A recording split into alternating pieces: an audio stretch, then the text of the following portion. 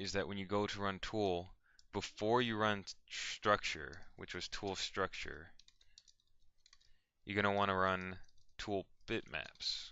And this takes a different format than structure. It also starts at data directory. So it's going to look here first.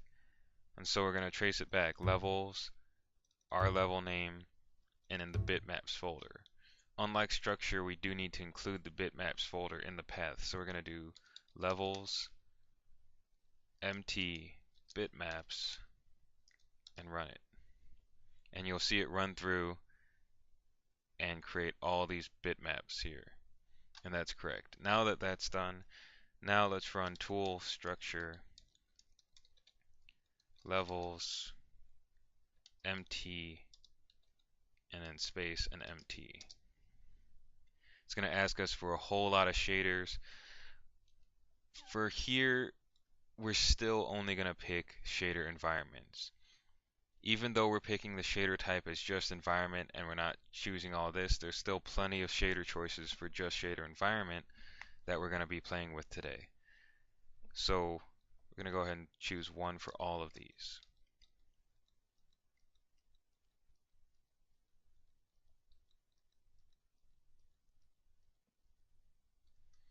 And rerun it.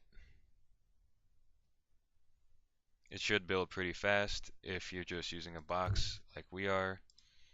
So go ahead and close that out for now. And we'll go to the next step. Now, in lesson 1, the next step was to go to our levels and add a sky. That's not necessarily the case here. You'll notice in your tags directory, now we have all these shader environments up here. In order for textures to show up in game, we're going to have to modify every single one of these that we had in our map. And this is why it's important to name your textures, because when these environments are made here, if you named it the same as a map you made before, or you named two textures the same in the same map, you're going to have issues because they're going to be connected to the same environment. Now, some people move them into their level. If you're going to package your level as only tags for other people to modify, that's something you need to do.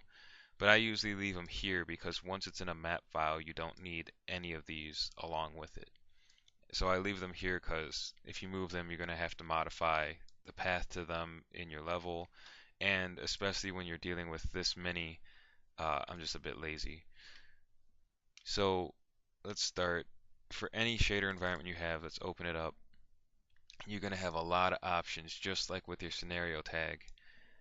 The main thing we're going to want to look at is right here for a beginner. It's about halfway down. It's base map.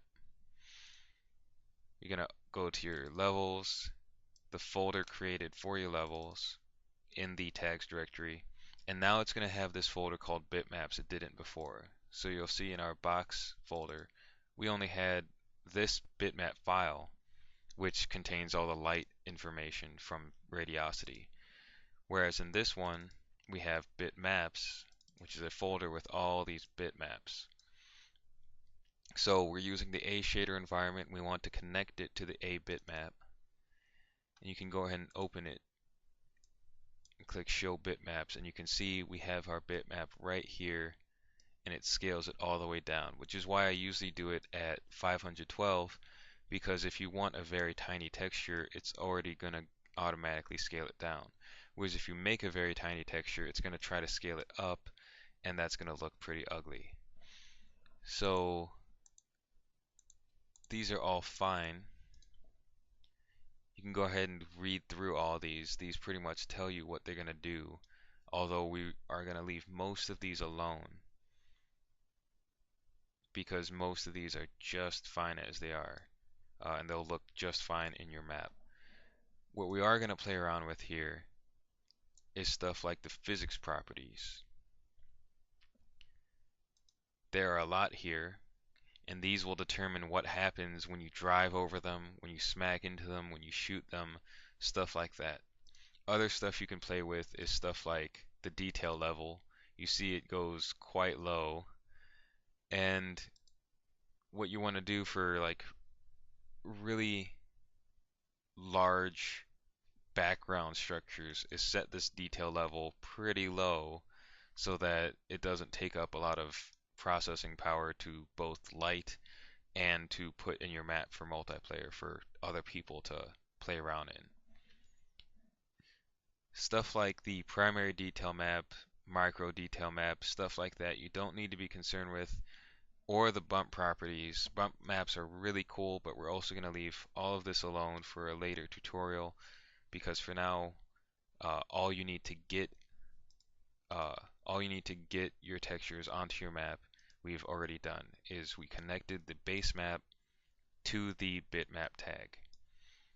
So we're going to go ahead and save this environment shader and move on to the next.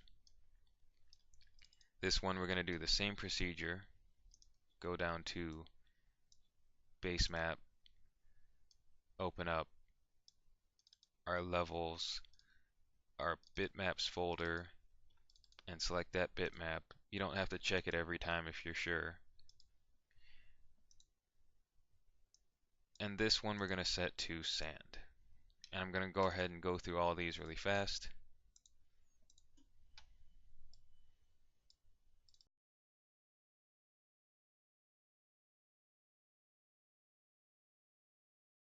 We're going to go to, always remember to add a sky to your map. Almost forgot myself, but I'm going to do that right now.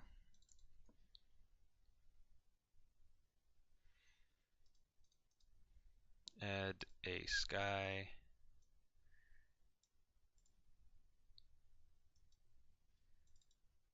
Let's pick clear afternoon just because it's quick and easy. We're going to give our starting equipment